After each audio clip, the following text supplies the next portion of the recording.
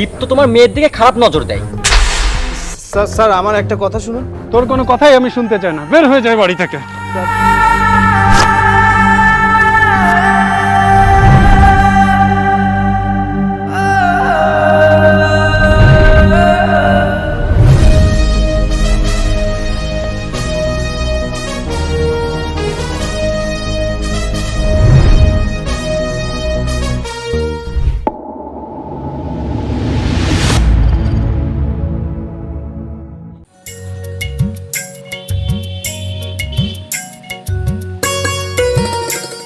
কিরে মা, সেই সকাল থেকেই দেখছি তুই পড়ছিস, একটু রেস্ট তো নিবি, না হলে তো অসুস্থ হয়ে পড়বি। আর অসুস্থ হয়ে গেলে তখন কি হবে? বাবা, আমি তো চাই অসুস্থ হয়ে যেতে। কি? হ্যাঁ, তাহলে তুমি আমাকে আরো বেশি বেশি আদর করবে। পাগল মেয়ে একটা, এই আদর পাওয়ার জন্য এত ভালো লেখাপড়া করেও তুই ঢাকাতে গেলি না, এই গ্রামেই থাকতে হবে তোর। আমি তোমাকে ছেড়ে কোথাও যাব না। আর কে বলেছে তোমাকে যে ঢাকাতে শুধু ভালো পড়াশোনা হয়? গ্রামে কি ভালো পড়াশোনা হয় না? মন দিয়ে পড়াশোনা করলে সব জায়গাতেই ভালো রেজাল্ট করা সম্ভব, হোক সেটা গ্রামে বা শহরে। ধরো আমি যদি তোমাকে রেখে চলেও যাই, তাহলে আমার এই বুড়ো বাপটাকে কে দেখবে শুনি? বাবা, আমি তোমাকে ছেড়ে কোথাও যাব না। ওরে আমার মা রে। এসব নাটক বন্ধ কর আর আমাকে খেতে দে। আর বাবা, আমার টাকা লাগবে কয়েক লাখ। কিসের টাকা? কোনো টাকা পাবি না তুই, একটা টাকাও দিব না তোকে। টাকা পাবো না মানে? টাকা লাগবে মানে আমার টাকা লাগবে। আমি তোকে কোনো টাকা দিব না। টাকার ব্যবস্থা যদি না করো, কিভাবে টাকা বের করতে আমি খুব ভালো করেই জানি। টাকা না দিলে তুই কি করবি? কি করবি তুই? টাকা ইনকাম করা কত কষ্টের তুই জানিস সেটা? টাকা দিতে হবে না তোমার, এই বাড়ি আমার নামে লিখে দাও, এই বাড়ি বিক্রি করে আমি আমার টাকার ব্যবস্থা করে নেব। কি বললি তুই? তুই বাড়ি বিক্রি করার কথা বললি? তোর এত বড় সাহস, তুই এই বাড়ি তোর নামে লিখে দিতে বলিস?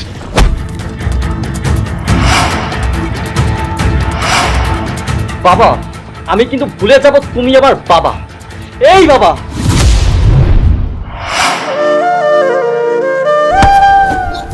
বিয়াদব, নেশাখোর, তোর লজ্জা লাগে না তুই আমার বাবার গায়ে হাত তুলিস? তোর একটাবার হাতটাও কাঁপলো না? আর তুই কি করলি?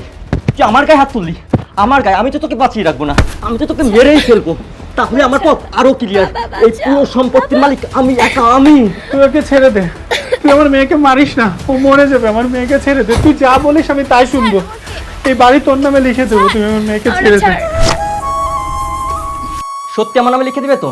না হলে কিন্তু আমি আমি সত্যি বলছি বাবা, তুই যেটা চেয়েছিস আমি সেটাই দিব। তুই আমার মেয়েকে আর মারিস না।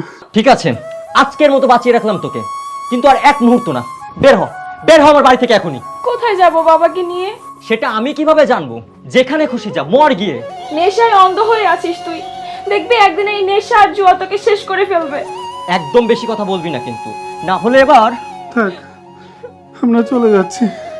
চল মা, আমরা এখান থেকে চলে যাই।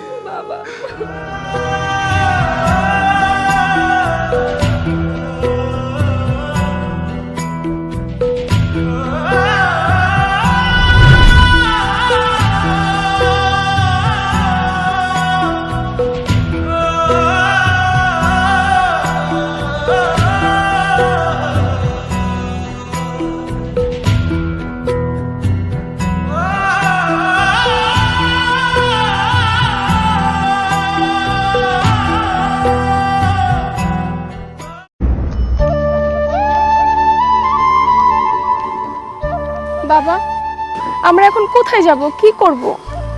তুই চিন্তা করিস না মা, একটা ব্যবস্থা হয়ে যাবে। বাবা, বাবা, বাবা, বাবা, তোমার কি হয়েছে? বাবা, কথা বলো।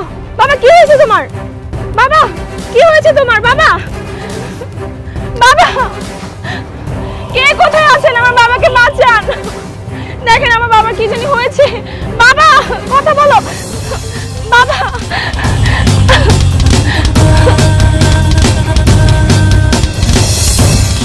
ইনভেস্টিগেট করার পরেও তো তেমন কিছু পাওয়া গেল না স্যার। আচ্ছা আমি দেখছি, ওদেরকে পূর্ণ নজরদারিতে রাখতে হবে। বাবাকে বাঁচান। বাবা, কি হয়েছে ওনার?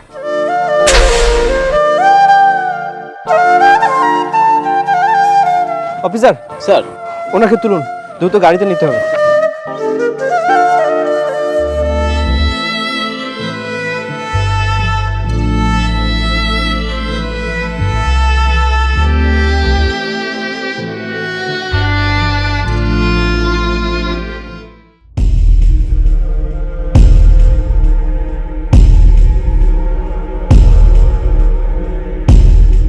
চিন্তা করবেন না, আপনার বাবার শরীরটা একটু দুর্বল আর মানসিক অবস্থাও তেমন একটা ভালো না, তবে আস্তে আস্তে ঠিক হয়ে যাবে। অ্যাকচুয়ালি ওনার শরীরটা অনেক দুর্বল, উনি মানসিকভাবে আঘাত পেয়েছে। এখন ওনার দরকার শুধু যত্ন আর বিশ্রাম। আচ্ছা, আমি কিছু ওষুধ লিখে দিয়েছি, এগুলো ওনাকে খাওয়াবেন আর একটু বিশ্রাম আর যত্নের ব্যবস্থাটা করবেন। আশা করি খুব দ্রুতই উনি সুস্থ হয়ে যাবেন। আমি তাহলে আসি। জি। ওকে।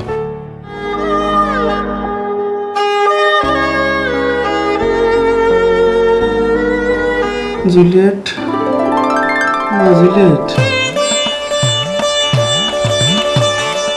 এই তো বাবা, এই যে আমি। কেমন লাগছে তোমার এখন? দীপ্ত, তুমি দীপ্ত না? জি স্যার, আমি দীপ্ত।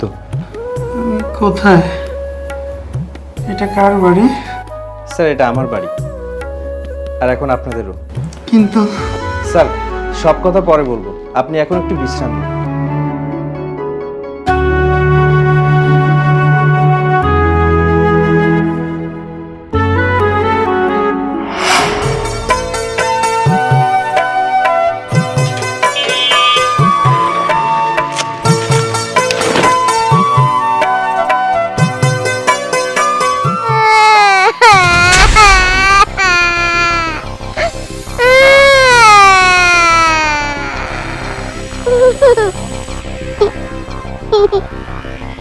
কি হয়েছে বাবা? কান্না করছো কেন? কি হয়েছে তোমার? তোমার বাবা মা কোথায়? তোমার বাড়ি কোথায় বাবা? আমার কেউ নাই, আমি এতিম। আরে বাবা, এমন বলে না। তুমি কাঁদছো কেন? আমার খুব কইতে লাগছে, আমি 2 দিন ধরে কিছু খাইনি।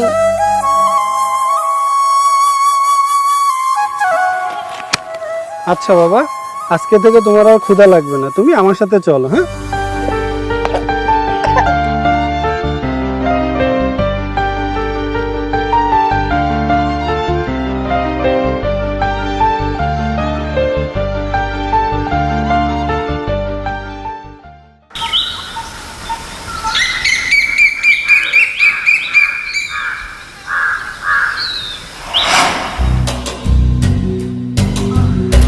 কি ব্যাপার, এ কাকে নিয়ে এসেছো?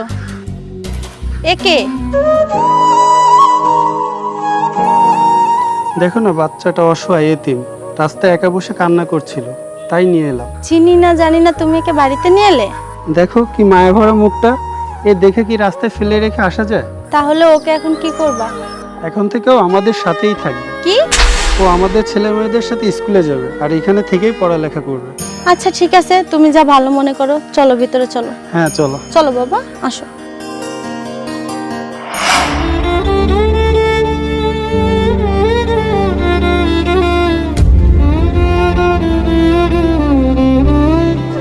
আপনি আমার বাবার জন্য যা কিছু করেছেন তার জন্য আমরা অনেক কৃতজ্ঞ। বাবা একটু সুস্থ হলেই আমরা এই বাড়ি থেকে চলে যাব। এভাবে আপনার বাড়িতে আছি। আপনি দূরে গেলে কি মানুষকে আপনি করে বলতে হয় নাকি? কি ভাবছো ভুলে গেছি? কিচ্ছু ভুলিনি, তোমাদের সাথে কাটানো প্রতিটা স্মৃতি আমার মনে আছে। তাহলে আপনি এতদিন কেন আমাদের সাথে যোগাযোগ করেননি? তা হয়তো করিনি, কিন্তু তোমার মায়া স্মৃতিতে জড়িয়েছিলাম। আচ্ছা এসব ছাড়ো, বলো তো কি হয়েছে? কি বললি তুই? তুই বাড়ি বিক্রি করার কথা বললি? তোর এত বড় সাহস! এই বাবা, তো লজ্জা লাগে না তুই আমার বাবার গায়ে হাত তুলিস? তোর একটাবার হাতটাও কাঁপলো না? আর তুই কি করলি? তুই আমার গায়ে হাত তুললি। তুই ওকে ছেড়ে দে, এই বাড়ি তোর নামে লিখে দেবো, তুমি আমার মেয়েকে ছেড়ে দে। ঠিক আছে, আজকের মতো বাঁচিয়ে রাখলাম তোকে। বের হ, বের হ আমার বাড়ি থেকে এখনই। চল মা, আমরা এখান থেকে চলে যাই। মা মারা যাবার পর থেকে ভাই জুয়া আর নেশার প্রতি আসক্ত হয়ে যায়। আমি আর বাবা আমার ভাইকে অনেক আটকানোর চেষ্টা করেছি, কিন্তু ও শোনেনি। এলাকার চেয়ারম্যানের ছেলের সাথে মিশিয়ে আরো বেশি বিগড়ে যায়, কিন্তু এবার খুব বাড়াবাড়ি করে ফেলেছে। জুলিয়েট, তুমি একদম মন খারাপ করো না। স্যারের তিল তিল করে গড়ে তোলা বাড়ি থেকে স্যারকেই বের করে দিয়েছে। কাজটা একদমই ঠিক করেনি। ব্যাপারটা আমার কাছে খুব খারাপ লেগেছে। আমি আমার পরিবার বলতে এখনো তোমাদেরকে বুঝি।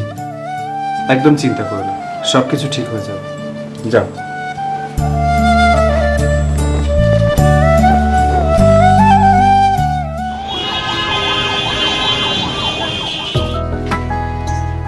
স্যার, জুলিয়েট, এখানে কিছু জামা কাপড় আছে, আমি তোমাদের জন্য শপিং করেছি। আমি কিন্তু ভুলে যাইনি যে তোমরা এক কাপড়ে বাড়ি থেকে বেরিয়েছো। কেন বাবা আমাদের জন্য এত খরচ করতে গেলে? এমনিতেই তোমাকে কত ঝামেলায় ফেলে দিয়েছি। কি যে বলেন না স্যার, মানুষ উপার্জন তো করে তার পরিবারের জন্য, তাই না? আর আপনি তো আমার বাবার থেকে অনেক বেশি কিছু, আপনারাই আমার পরিবার। তোমাকে তুমি মাফ করে দিও বাবা, আমি তোমার সাথে অনেক অন্যায় করে ফেলেছি। না স্যার, আপনি এটা কি করছেন? বাবা কি কখনো তার সন্তানের কাছে ক্ষমা চায় নাকি? আপনি আমার জন্য এমনিতে যা করেছেন তার ঋণ আমি কখনো শোধ করতে পারবো না। সেই ছোটবেলায় আপনি রাস্তা থেকে আমাকে কুড়িয়ে নিয়েছিলেন, নিজের সন্তানের মতো যত্ন করেছেন, খাইয়েছেন, পরিয়েছেন, মানুষের মতো মানুষ তৈরি করেছেন। আজকে আমি যা সব কিছু আপনারই জন্য। আপনার ঋণ আমি কখনোই শোধ করতে পারবো না স্যার।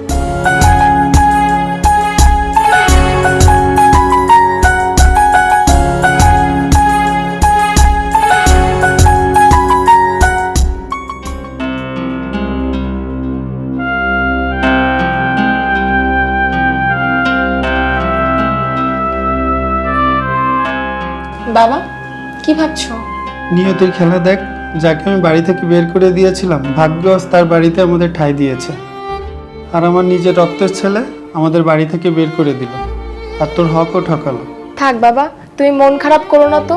ভাগ্যে যা লেখা আছে তাই হবে, আর ভাগ্যের লেখা কেউ কখনো বদলাতে পারে না। ভাগ্যে ছিল তাই আজ আমরা এখানে। সেদিন তুমি তোমার ছেলের কথা কেন শুনেছিলে, আর তোমার প্রিয় ছাত্রের কথা কেন তুমি শুনোনি? ঠিক বলেছিস তুই।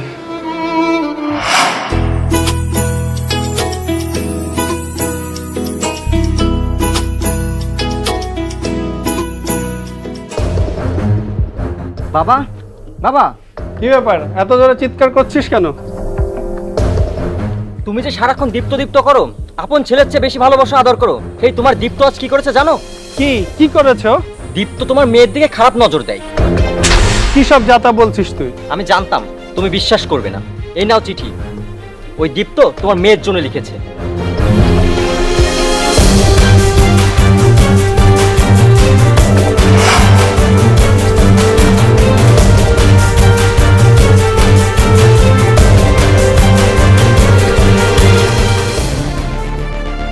দীপ্ত, এই দীপ্ত। জি স্যার। কি এসব?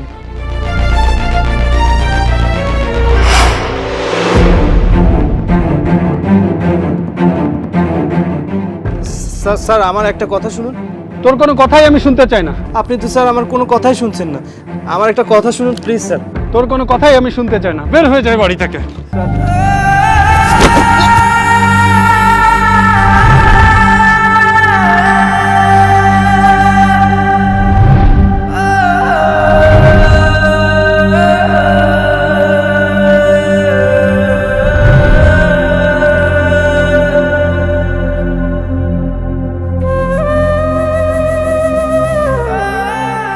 বের হয়ে যা আমার বাড়ি থেকে।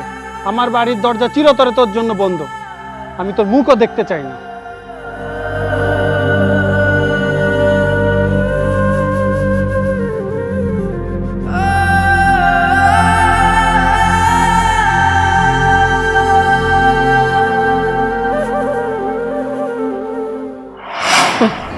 অথচ ওই চিঠিটা দীপ্তরই লেখা ছিল না। চিঠির কথাগুলো এতই খারাপ ছিল যে তখন আমি আমার রাগকে কন্ট্রোল করতে পারিনি। পরে যখন বুঝতে পারলাম তোর ভাই এই কাজটা করেছে দীপ্তকে বাড়ি থেকে বের করে দেওয়ার জন্য, তখন থেকে দীপ্তকে আমি অনেক খুঁজেছি, কোথাও পাইনি। আমি নিজের কাছে নিজেই লজ্জিত। থাক বাবা, মন খারাপ করো না। তোমার ভাগ্য দেখো, তোমার ভাগ্যই তোমার প্রিয় ছাত্রের কাছে তোমাকে নিয়ে আসছে, হয়তো তোমার ভুল শুধরাতে। দেখো সব ঠিক হয়ে যাবে। ঠিক বলেছিস তুই।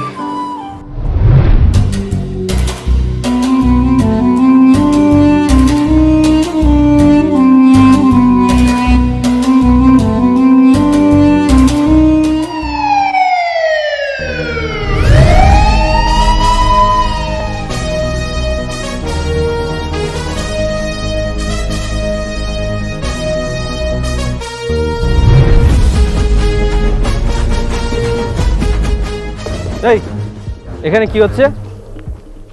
আদাব স্যার, কি খাবেন, কফি নাকি ঠান্ডা নাকি বার্গার? এই চুপ থাকুন, আগে বলুন এখানে হচ্ছেটা কি? স্যার এই ছেলেরা না খুব খারাপ, সারাক্ষণ শুধু নেশা করবে আর জুয়া খেলবে। আমি এত বারণ করি, আমার কথা শুনবেন। আর এই যে মাস্টারের ছেলে, এটা তো এদের লিডার, সারাক্ষণ শুধু জুয়া খেলবে আর নেশা করবে। আপনি চেয়ারম্যানের ছেলে না? জি স্যার, আমি চেয়ারম্যানের ছেলে, আমি অনেক ভদ্র, আমি এসব করি না। চুপ থাকুন। আপনি কি কি করেন সেটার খবর আমাদের কাছে আছে। অফিসার, এদেরকে থানায় নিয়ে যান। স্যার আমি আমার বাবাকে একটা ফোন দিই। কাকে কাকে ফোন দিতে হবে সেটা থানায় গেলে বুঝতে পারবেন। অফিসার, এদের দুজনকে নিয়ে যান। বিশ্বাস করেন স্যার, ও সব মিথ্যে কথা বলছে। তুই শাট আপ। আপনার এত বড় সাহস, আপনি একজন ম্যাজিস্ট্রেটকে তুই তুই করে বলছেন? সরি স্যার, আমার কোনো দোষ নেই, সব দোষ ওই চেয়ারম্যানের ছেলের। ওই আমাকে কেমন বানিয়ে ফেলেছে। তাই? তার মানে ওর কথায় তুমি তোমার নিজের বাবার গায়ে হাত তুলেছো, নিজের বোনের গলা চেপে ধরেছো, নিজের নামে সম্পত্তি করে নিয়ে তোমার বাবাকে ঘাট ধরে বাড়ি থেকে বের করে দিয়েছো। চেয়ারম্যানের ছেলে বলেছিল এসব করতে। আমি আমার বাবার জমি বিক্রি করিনি, যেমন ছিল তেমনই আছে। আমার ভুল হয়ে গেছে স্যার। এই চেয়ারম্যানের ছেলে আমাকে ভয় দেখিয়েছে, ওর কাছে আমি জুয়াতে হেরে এই কাজ করতে বাধ্য হয়েছি স্যার। বাড়ির দলিল কোথায়? আমার কাছেই আছে স্যার, আপনি চাইলে আমি আপনাকে দিয়ে দিতে পারবো। আগে থানায় যাও, তারপরে সব বুঝতে পারবে। অফিসার স্যার, এদেরকে ধরে নিয়ে যান। চলুন।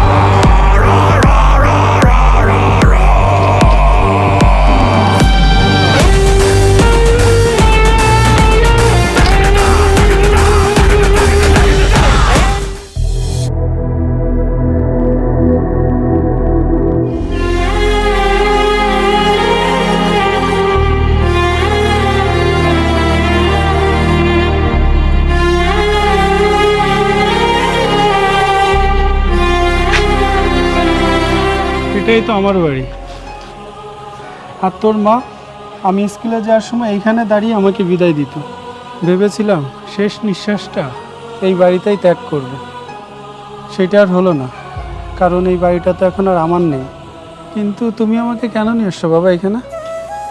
আমি এখানে আপনাকে নিয়ে এসেছি কারণ এটা আপনারই বাড়ি। এটা আপনার বাড়ি ছিল, আপনার বাড়ি আছে, আর আপনার বাড়িই থাকবে। কি বলছো এইসব? এই বাড়ি আমার মানে?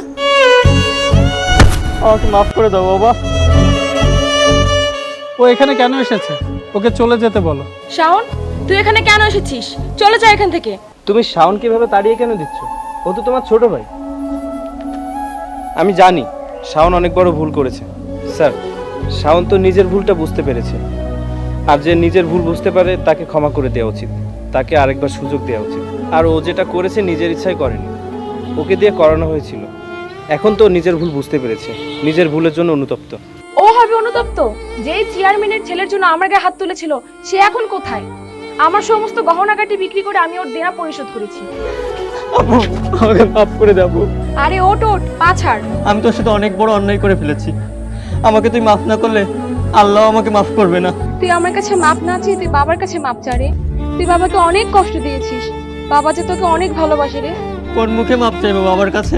আপু তুই একটু বাবাকে বোঝা না। স্যার, শাওনকে মাফ করে দিন, ও আসলে নিজের ভুলটা বুঝতে পেরেছে। আমাকে মাফ করে দাও বাবা। বাবা তুমি আমাকে মাফ করে দাও বাবা, আমি সব ওই চেয়ারম্যানের ছেলের পাল্লায় পড়ে করেছি। আমি তোমার থেকে বাড়ি লিখে নিয়েছিলাম না বাবা, আমি সে বাড়ি বিক্রি করিনি বাবা, তোমার বাড়ি তোমারই আছে।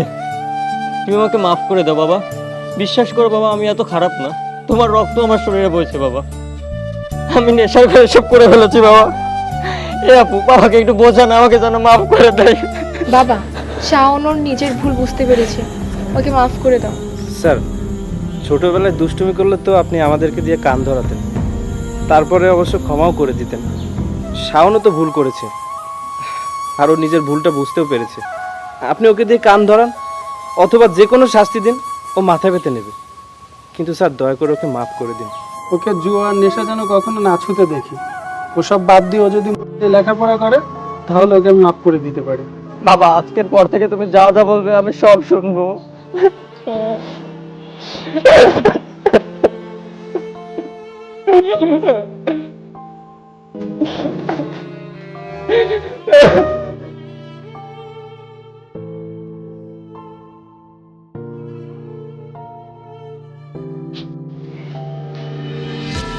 স্যার, আমি তাহলে এখন আসি।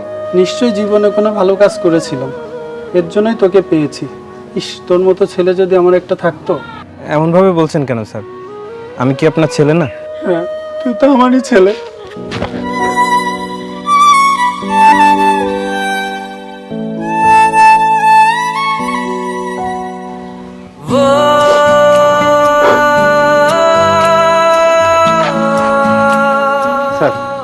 আমি তাহলে আসি। 1 মিনিট ভাইয়া। বাবা, আমি একটা কথা বলবো। কি? বাবা, দীপ্ত ভাইয়া জুলি আপু দুজনকে পছন্দ করে, আর এই পছন্দের জায়গাটা আমি নষ্ট করে ফেলেছি। ওই দিনের চিঠিটা দীপ্ত ভাইয়া লেখেনি, আমি নিজেই লিখেছিলাম। কারণ দীপ্ত ভাইয়ার প্রতি আমার সবসময় হিংসা হতো। তুমি আমার থেকে দীপ্ত ভাইয়াকে সবসময় বেশি ভালোবাসতে, তাই আমি এমনটা করেছিলাম। আমাকে মাফ করে দাও বাবা। আর তোমাকে একটু অনুরোধ করতে চাই, তুমি ওদের 2 হাত এক করে দাও। তাহলে যদি আমার অপরাধ বোধটা কিছুটা কম মনে হয়। ওদের যদি কোনো আপত্তি না থাকে তাহলে আমারও কোনো আপত্তি নেই। আপু চল, তুই দীপ্ত ভাইয়ার মতো ভালো মানুষ আর কোথাও পাবি না। ভালো থাকিস তোরা।